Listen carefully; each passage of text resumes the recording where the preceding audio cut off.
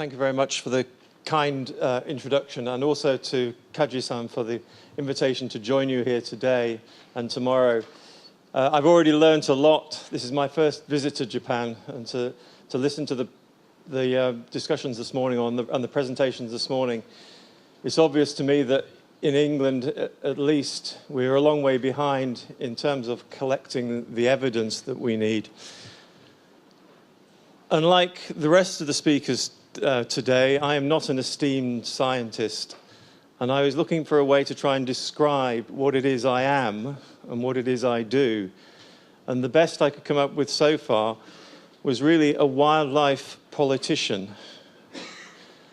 My role, as was said in the introduction, and the role of my organisation is to advise our government on wildlife, in particular deer and other ungulate management. But to do so, you can only persuade politicians to change the laws or to change the way we do things by having a sound scientific background. And thus I am really passionate about ensuring that we have the evidence and we have the science to back up what we say. And Kaji-san and the others have shown through their adaptive management in Hokkaido that it is possible to make these changes, and I just hope that it goes on in the future. And I really look forward to the discussions tomorrow.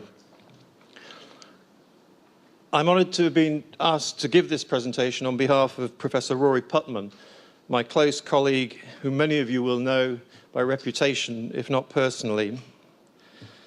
And I've been asked to provide an overview of deer management issues, and more specifically, the range of different approaches in structuring the management and control of deer and other ungulates adopted in different European countries, of which there is an enormous diversity.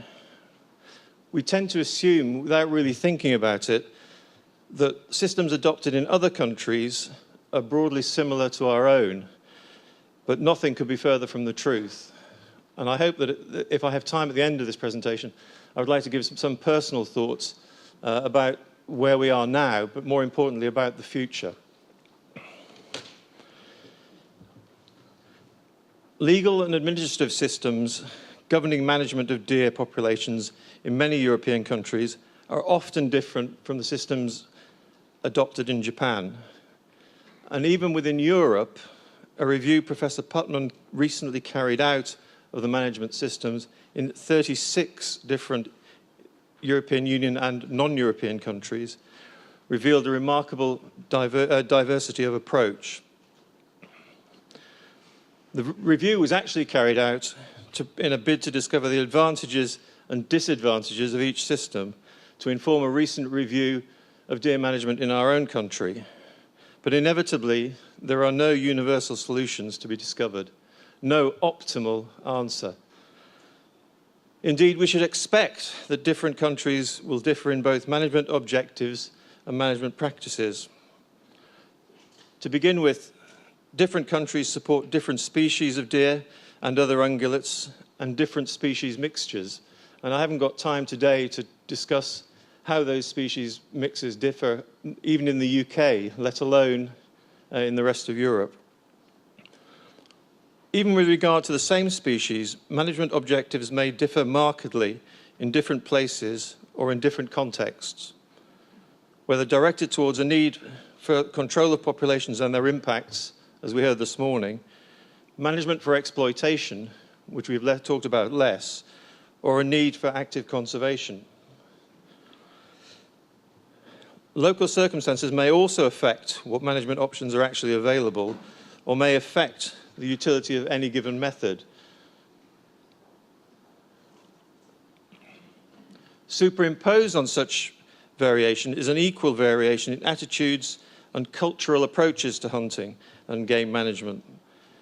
Cultural attitudes to the degree of regulation or government intervention, which may be tolerated by even the hunters themselves. All of these differences facilitate or constrain management in particular contexts and ensure that there is no simple, single solution to any given problem. As a result, it is no surprise that there are marked differences in the way in which management of game animals or hunting is administered, and regulated in the different countries, with a degree of state intervention or control ranging from total to virtually none at all. There is enormous variation in the mechanisms in place which determine the number of animals which may be shot, or indeed in many cases must be shot, and whether this harvest quota or required cull is determined by state authorities or even by the hunters themselves. It is, however, very instructive to see what goes on in other countries, if only so we may review our own management systems in some wider context. And that is why it is such a pleasure to be here today. Different management systems in different countries largely reflect the legal status of game, whether they're considered to belong to the state, to the private landowner, to everyone, or to no one. And the cultural attitudes to hunting, which relate to the role that hunting plays within the wider culture of each country, and the historical status of hunting in that country. So looking at legal status, and to my mind, this is the core to much of the discussion about management systems in Europe. And we've already heard just from Professor Svensson about Norway and the state control of bear hunting.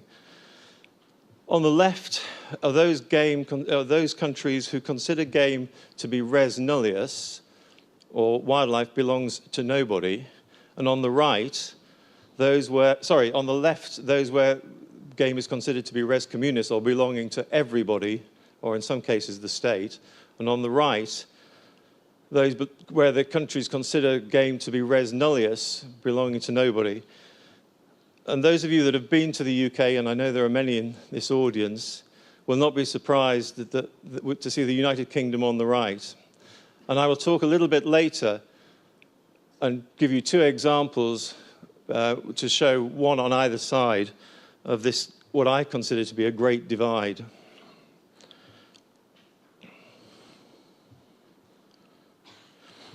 In some countries, with a long tradition of game management, hunting is positively celebrated.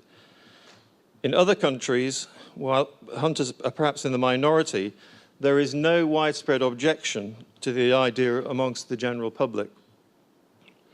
In other countries, again, the idea of hunting or taking life for pleasure is widely considered repugnant, and hunting is only accepted by the general public if it is formally justified as necessary to maintain the animal populations in balance with their wider environment and to fulfill other management objectives. And I think, just as an aside from this morning's presentation by Ogata-san, the idea that we would cull animals in Europe and dump the bodies or dump the meat is societally unacceptable, and therefore we have to make our management system fit what is societally acceptable rather than what may be ecologically the best solution. And I'd really like to discuss that tomorrow if we get the opportunity. In such cases where hunting has to be justified as necessary, it is usually rebranded as game management and often viewed with some reservations by the society in general. And then finally, in some countries in Europe, in the Netherlands, for example, hunting is actually illegal. All animal species are fully protected by law, and technically, permission is needed to kill them for management purposes and needs to be specifically applied for in each individual instance by seeking specific exemptions under the law. In attempting to provide some overview of perceptions and attitudes of the general public in Europe, we find it helpful to recognize 4 different models of hunting and game management. My summary here draws on a review offered by Yves Lecoq, who is the president of the Federation of European Hunters. He recognizes 4 distinct cultural attitudes towards hunting and game management, which he summarizes as the Scandinavian, the North European model, the Germanic, the Mid-European model, the Anglo-Saxon model, and the Southern European model. And I know that Marco Apollonia, our next speaker, will probably disagree with me when we come to talk about the Southern European model. Lecoq sort of notes characteristics as follows. In Northern Europe, under the Scandinavian model, which encompasses Norway, Sweden, Finland, and Denmark, hunting is recreational, but the major focus is still concerned with generating food.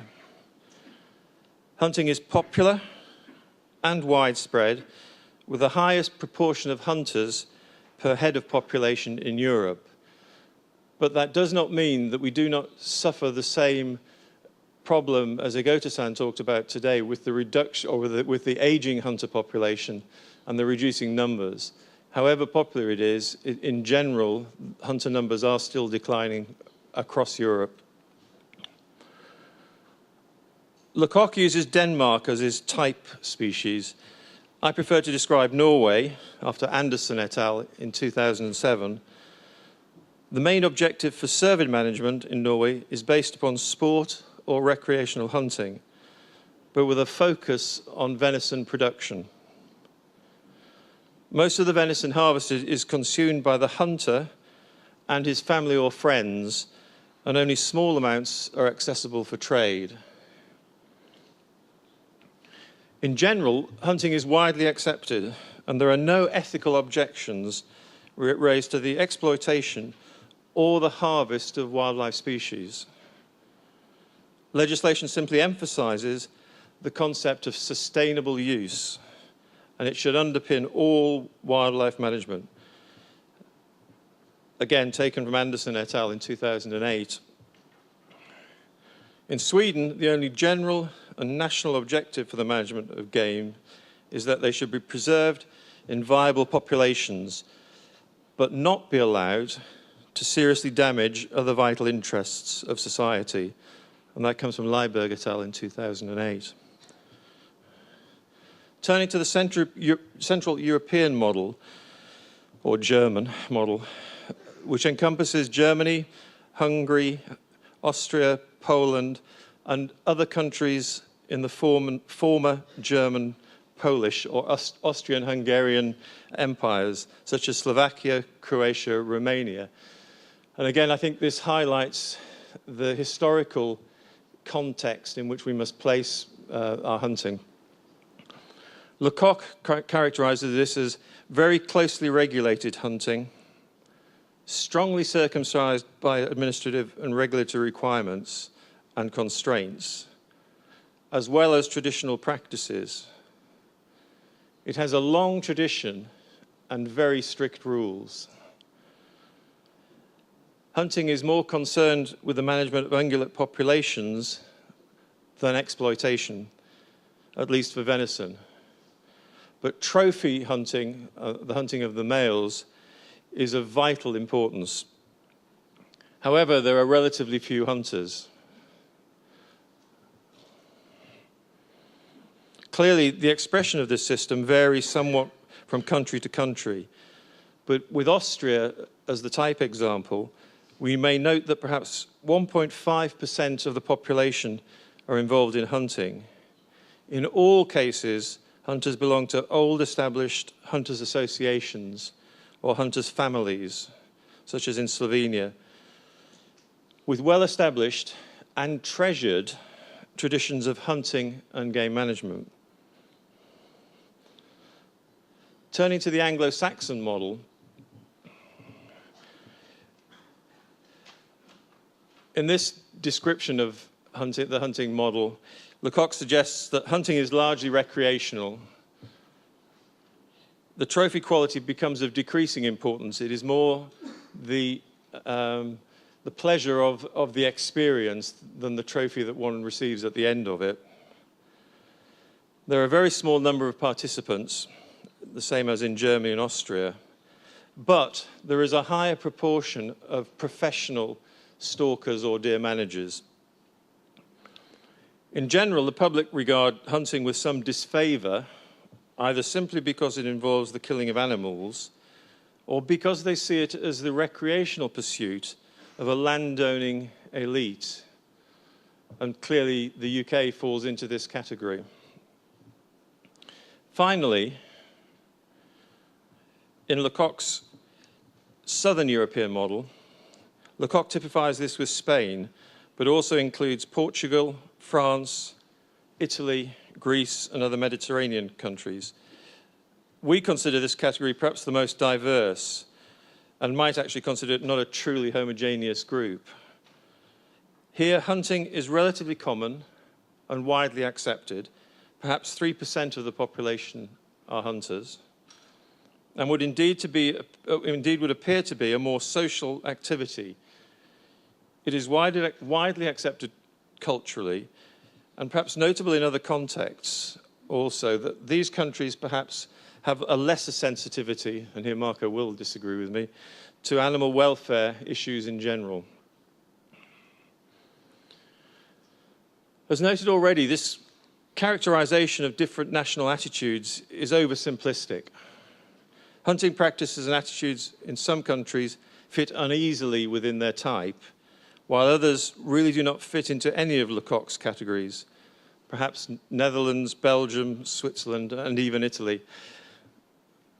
In the Netherlands, for example, as I've already noted, all species of deer, of wildlife, including roe deer, red deer, wild boar, and fallow deer, are all fully protected and can only be culled for reasons of public health and public safety, in the interests of air traffic safety, to prevent crop damage, to prevent damage to flora or fauna, or other reasons to be defined by specific order of the government.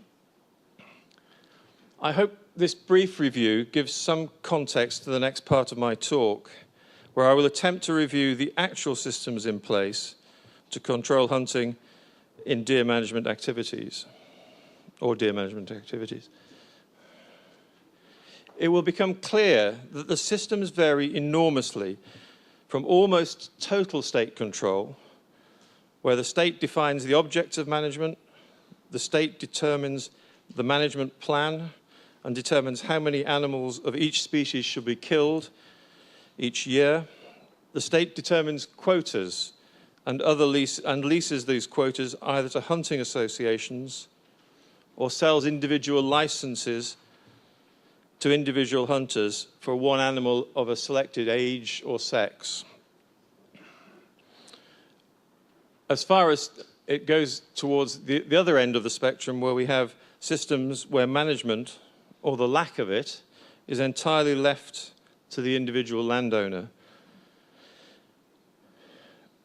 Before reviewing the wider range of systems, it may help to begin by offering a bit more detail on some individual examples. And I will begin, therefore, by summarizing the current system operating in Slovenia, and then contrast that by explaining to you the administrative structure of game management in the UK, to illustrate the opposite extreme, before moving on to explore how these things are done in other European countries. For the purposes of wildlife management, Slovenia is divided into 14 wildlife management areas, with areas of between 1,000 and 1,500 kilometres squared. These wildlife management areas are further subdivided into 415 hunting units, within each of which the right to hunt is leased to a local hunters' club. In Slovenia, these are called hunters' families. Anyone wishing to hunt must be adopted as a member of one of the hunting families, and there is no opportunity for hunting outside this structure.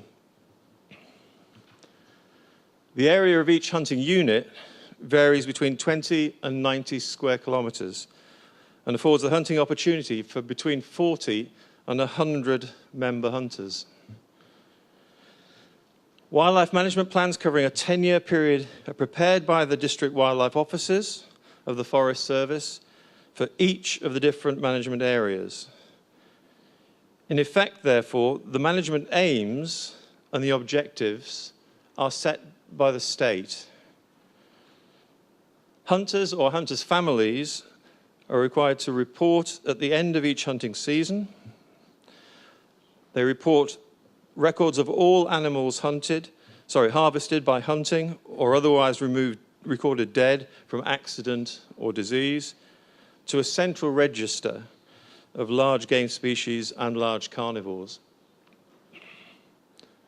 Within this register, which is maintained by the overall Slovene Hunters Association, the following data are collected individually for each specimen shot or otherwise found dead: the species, the sex, the net body weight, the estimated age, the value of the trophy, the hunting district, the geographical location within a 1 kilometre square spatial accuracy, and the cause and date of death. The system is extraordinarily well regulated and tightly controlled. Let us contrast this with the situation in the United Kingdom. No one anywhere within the British Isles may purchase or possess a firearm without a valid certificate issued by the police. Although adequate reasons must be given for the wish to possess a firearm, and letters of support from appropriately qualified persons are required, despite what Igoto-san said about our systems this morning, there is no formal examination is necessary to obtain such a license. Beyond that, under British legislation, deer are wild animals and belong to no one. The right to shoot them belongs to the owner of the land on which they occur, or any person authorized by him to shoot them on that land. The right to take deer within the permitted seasons is simply conferred by ownership of land, and no further license is required. Licenses are only required where the application is made to take the deer out of season or at night.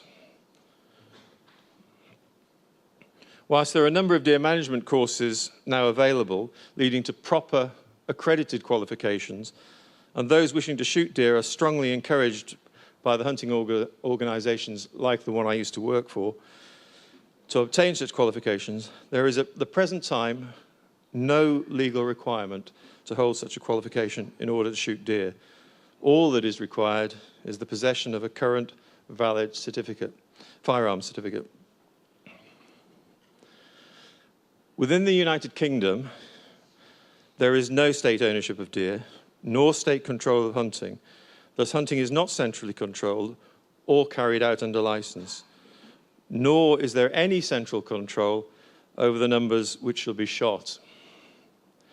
Where publicly owned areas owned and managed, for example, by the State Forestry Service, or areas owned and managed by statutory organisations for nature conservation, culling for management may be undertaken by retained stalkers or managers paid from the public purse. But for the vast majority of the land area, management is carried out by or on behalf of the individual owner for whatever objectives he or she may determine. This leads to an enormous variation in management practices and intensity in different areas, and with significant areas, particularly in England, receiving no formal management at all. In Scotland, the situation is slightly different. Management of deer in particular areas is to some extent coordinated by discussion or agreement of neighbouring landowners within a framework of voluntary deer management groups. Neighbouring landowners and other interest groups, such as the Forestry Service or the State Nature Conservation Service, may meet together on a regular basis to discuss management issues affecting the local area, cooperate to undertake regular censuses, and agree cull targets. At present, something like 90% of the entire land area of Scotland is covered within one or other of these deer management groups. But it is important to emphasise that these are entirely voluntary. Further, there is in Scotland a statutory government organisation charged with the coordination of deer management issues and with actual legal powers to intervene where it may be demonstrated that deer are causing damage to the public interest. No such system occurs anywhere else in the UK, although there are a number of local deer management groups which attempt to coordinate deer management. They are relatively few in number, and coverage of the country is poor, probably at most 10%. As a consequence, deer management in England, Wales and Northern Ireland continues for the most part to be undertaken by individual landowners independently, but sometimes with those around him. The management and culling of deer is covered under various different pieces of legislation in the UK and the Republic of Ireland. And the main implications of these instruments are to define who has the right to take or kill the deer, to limit the number of weapons that may be employed, and also to restrict the period of the year when they may be employed. The legislation also covers other issues such as welfare, live capture or movement of deer, but in essence, they simply confer the right to take deer to the owner of a particular piece of ground. As I said before, even in Scotland, where deer management groups are accepted and cover the bulk of the country, membership of such groups is still voluntary, and nor is there any mandatory requirement to produce a formal written management plan of the deer population on any area of land. Already, we see that there is an enormous difference in the way hunting is administered and the degree of national or regional state intervention in game management plans.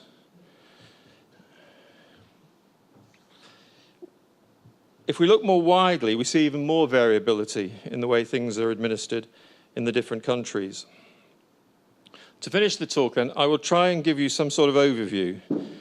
I cannot possibly go into each of the 30 different countries in Europe, but in effect, deer management systems fall into 5 broad categories, which I will summarize here.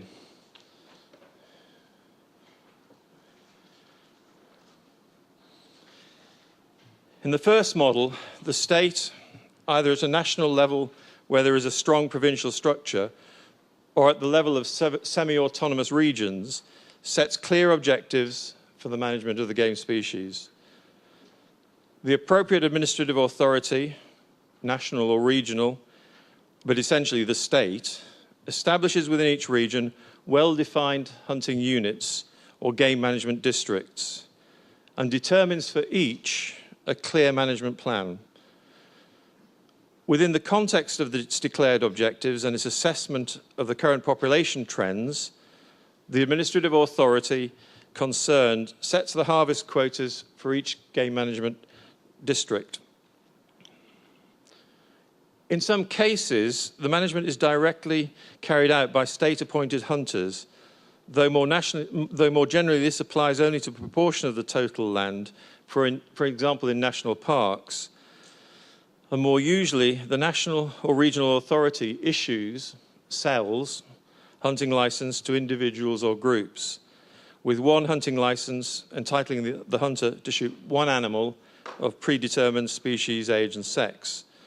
This model is perhaps the most similar to that operating in the United States as well. Within Europe, such state control of hunting is typified by the countries shown here. Finland has 15 defined game management districts, each with its own state-determined management plan. Denmark, Switzerland. In Denmark and Switzerland, cantons develop annual management plans and quotas, thereafter issuing individual hunting licenses. In Model B, the state, again, at either a national or regional level, defines hunting units and determines a clear management plan. The state then either manages directly, as in Model A, and where this occurs at all, it usually applies only to part of the land or a proportion of GMDs, or it devolves the management of individual districts to individual landowners, groups of landowners, and approved hunting associations or other leaseholders. After such allocation, the license issued to the leaseholder is a global license up to a permitted or required quota established in the state management plan.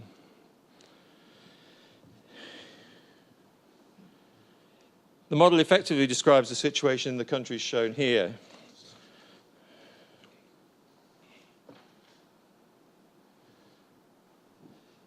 As you will see from the slide, in Slovenia, a 10-year management plan is determined by the responsible authorities at the district level. And again, the GMDs are allocated to these hunters' families that I talked about earlier.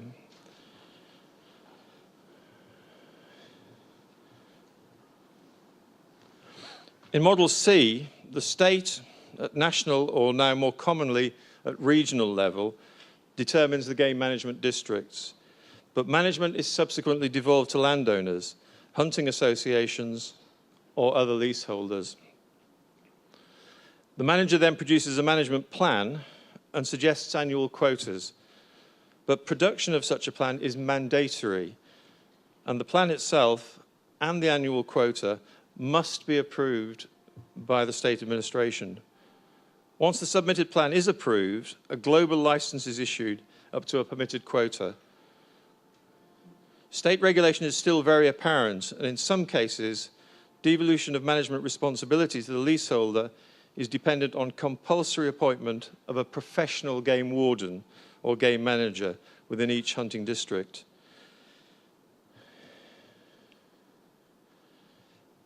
This exemplifies the system shown in these countries. And you will see from the slide that in Austria, the game management district must employ a professional gamekeeper, and similarly in the Czech Republic.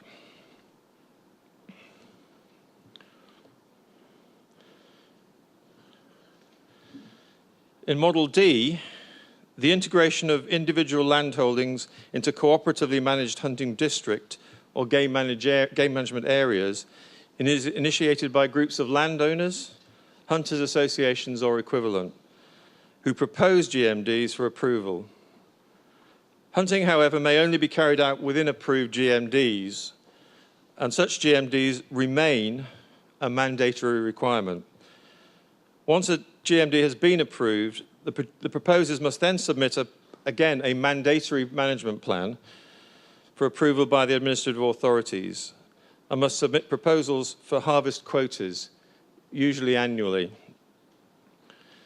Proposals are scrutinised by the responsible state authority, usually the forest district staff or regional wildlife boards, and they may alter the proposals as they consider necessary. Approval of the annual plan then implies approval of a global licence up to the agreed quota, and may imply penalties if that quota is not met or is exceeded. Once again, in some countries, it is mandatory for the syndicate managing any game management district to appoint a professional gamekeeper or game warden who has responsibility for coordinating hunts and for collating the harvest statistics and cull records and reporting them to the responsible authorities. This model describes the situation in the countries shown on this slide.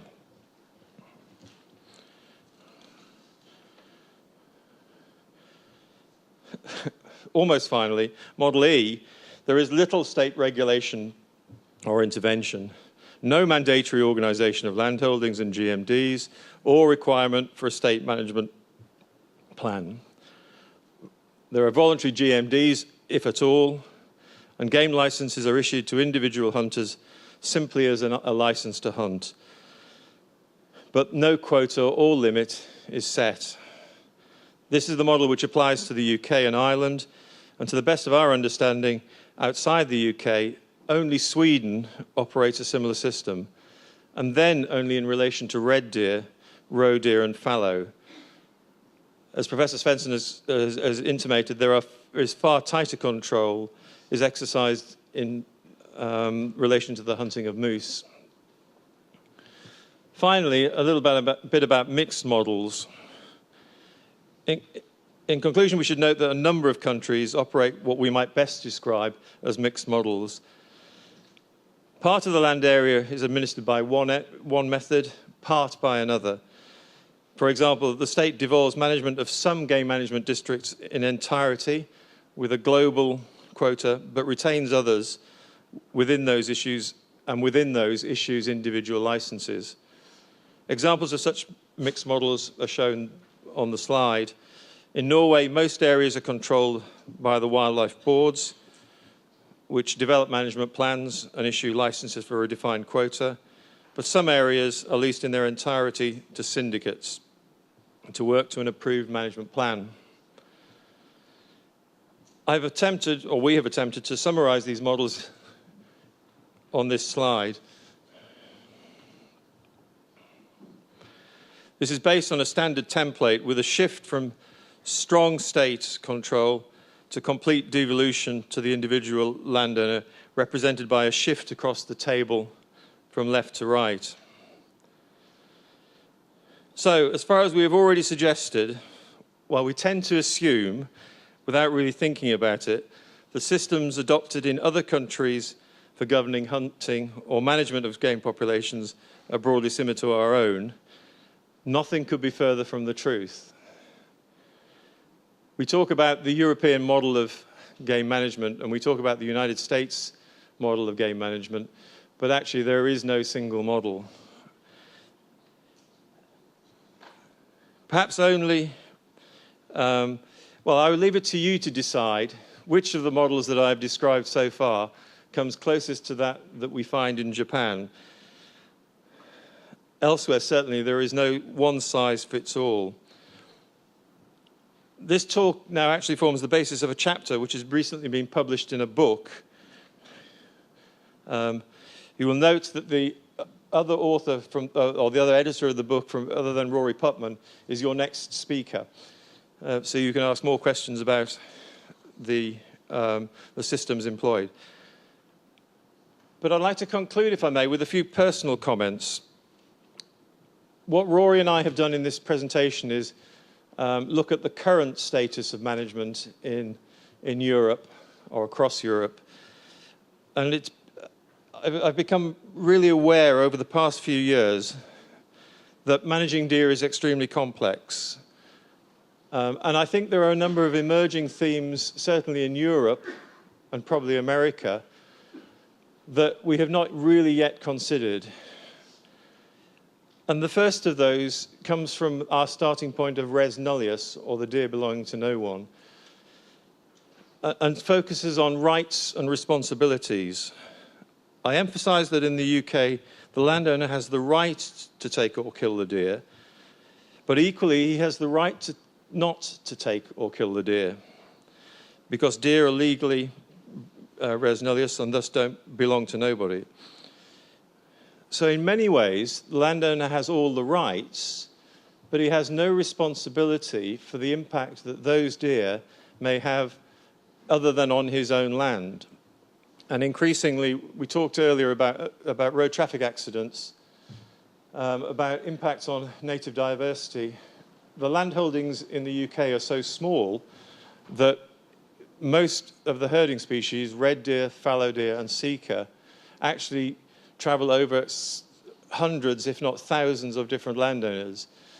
And so, although the landowner has the right to take the deer, or he has no responsibility when he decides not to shoot a deer, it goes onto the road and is then hit by a motorist. It is not his responsibility.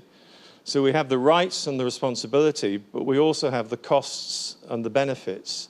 So in this case, the landowner has all the benefits of having the deer if he wants them, but has none of the costs that are incurred either in terms of his life or in terms of financial costs from hitting a deer on the road.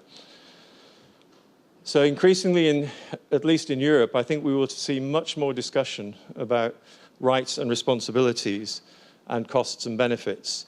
And is it right that the state should pick up, and interesting from what John was saying, Professor Fenton was saying, is it right that the state should pick up the bill for the compensation for sheep farmers when they don't fence the sheep, or when the hunters don't kill the bears, or for whatever reason the bears are not killed. And we will hear more when Professor Apollonia talks about wild boar.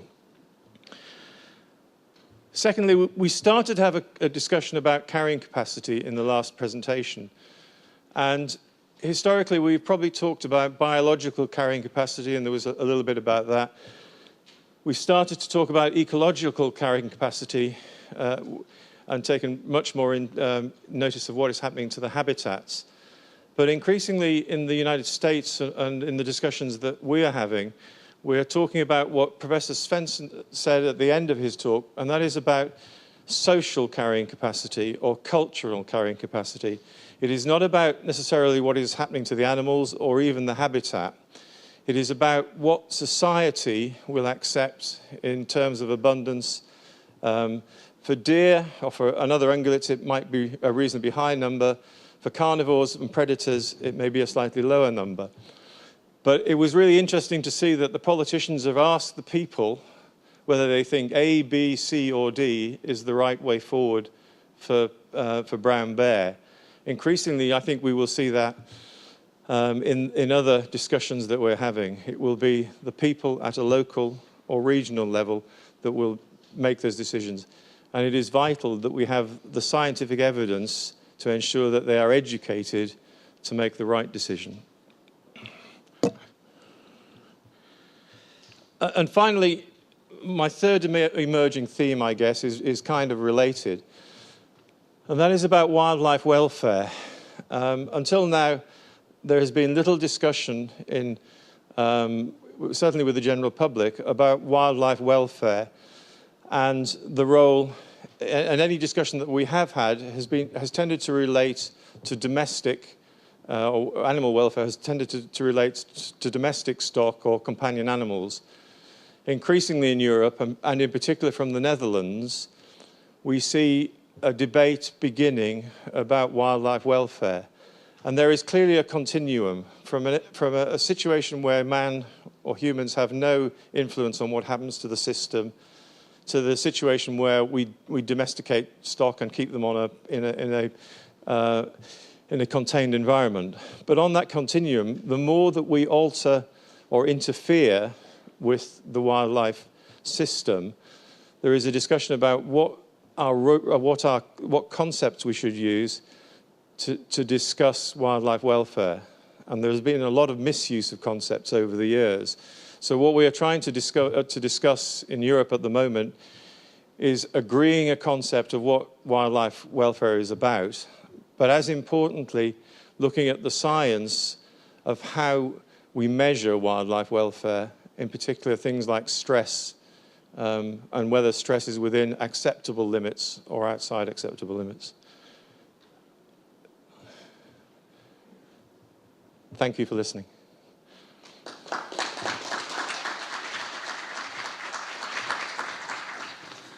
ワトソン博士ありがとうございました。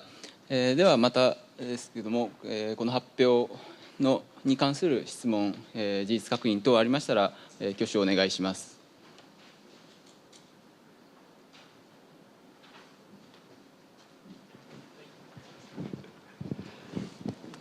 どうも、ありがとうございました。ヨーロッパでも非常に多様な狩猟の在り方があるということに非常に興味を惹かれました。でその多様な狩猟の在り方も4つのモデルに分けられるということでしたけれども、それぞれのモデルで、狩猟者ではない一般の市民の人たちが、狩猟に対してどういう気持ちを抱いているのか、違いはあるのか一つ知りたいと思います。もう一つはまたそれぞれのモデルで狩猟者自身がその狩猟制度にどれくらい満足しているのかということも知りたいと思います。でそういった狩猟に関する狩猟者の考え方の結果として多分狩猟者人口が増えたり減ったりしていくと思うんですが、それぞれのモデルで狩猟者人口の変化というのはどうなっているか知りたいです。以上お願いします。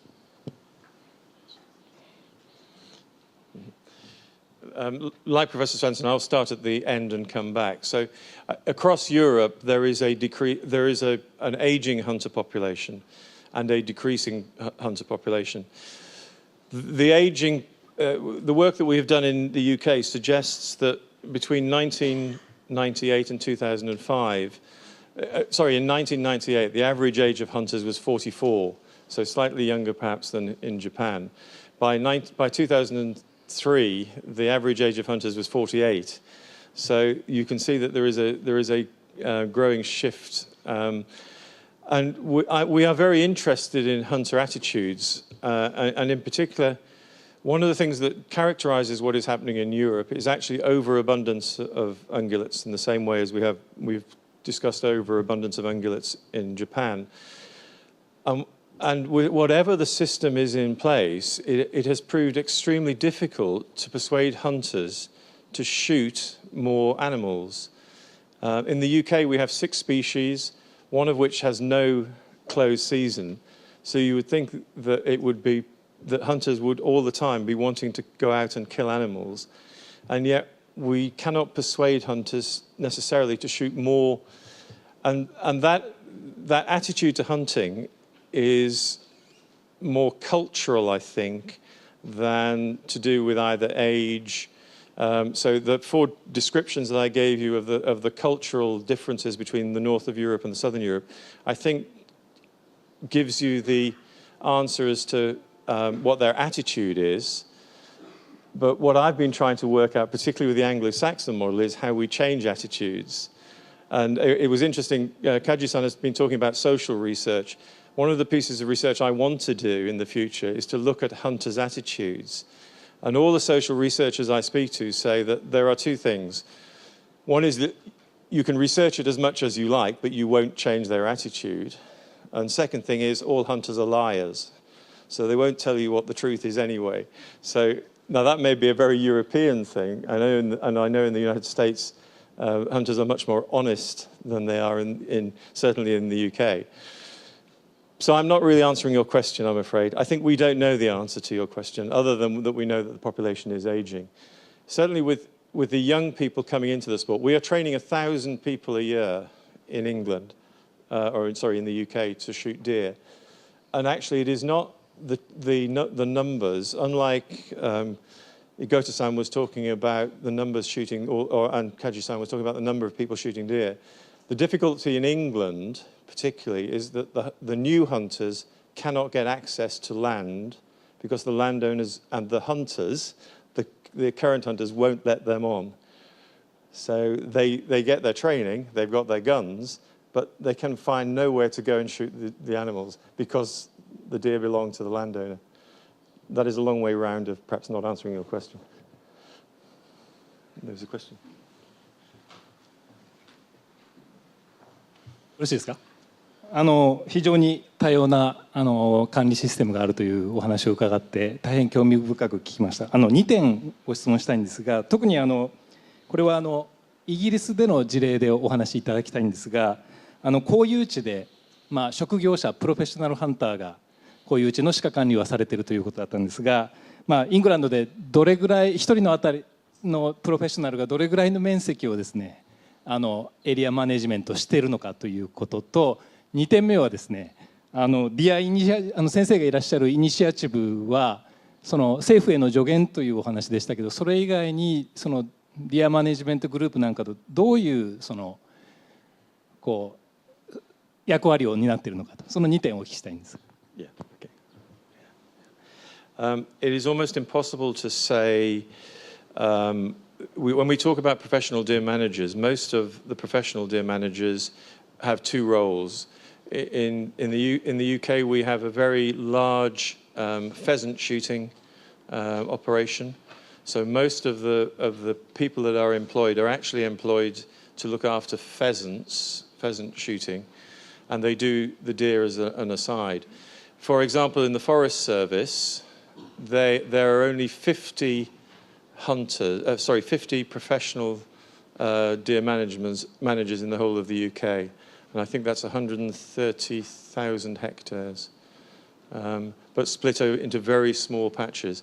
So it is difficult to say. What I can say is that there are somewhere around 10% of the hunters across the UK, so this is Scotland as well, are actually professionals, but they shoot 50% of the deer that are shot in the country.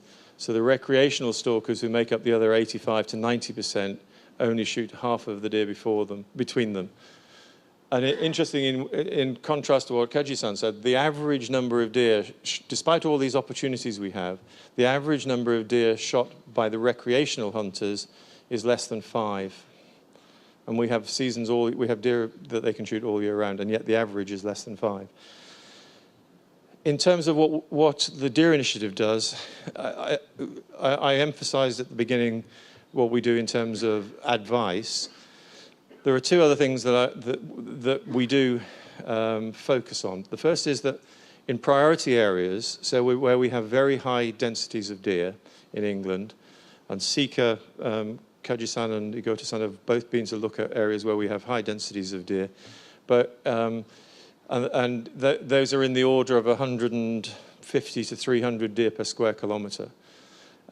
We use incentives, financial, or we use what I call the sticks. We use penalties through different mechanisms, because a lot of the land management in the UK, if not all of the land management in the UK, is subsidised either by the European Union or by the British government. And so we can withhold their subsidies, or we can actually give them more money if they start to deliver our objectives.